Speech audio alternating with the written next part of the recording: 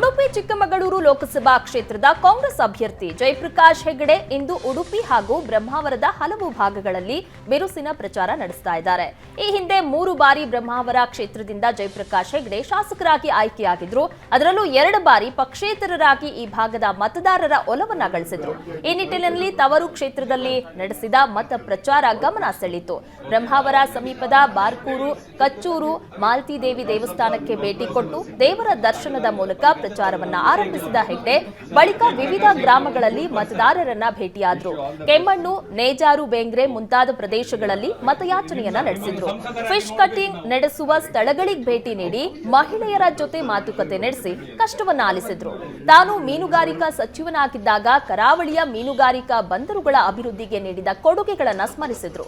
ತನ್ನ ಭವಿಷ್ಯದ ಯೋಜನೆಗಳ ಬಗ್ಗೆ ಮನವರಿಕೆ ಮಾಡಿದ್ರು.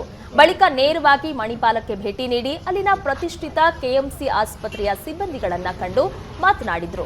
ಮಾಹೆ ವಿಶ್ವವಿದ್ಯಾಲಯದ ಸಿಬ್ಬಂದಿಗಳ ಜೊತೆಗೂ ಸಮಾಲೋಚನೆಯನ್ನ ನಡೆಸಿದ್ರು.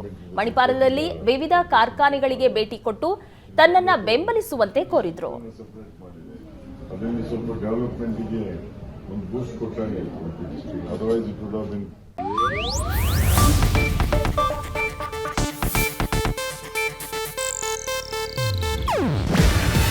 ಇದು ಏಷ್ಯಾನೆಟ್ ನ್ಯೂಸ್ ನೆಟ್ವರ್ಕ್ ಪ್ರಸ್ತುತಿ. ನೀವು ನೋಡ್ತಿದ್ದೀರಾ ಏಷ್ಯಾನೆಟ್ ಸುವರ್ಣ ನ್ಯೂಸ್.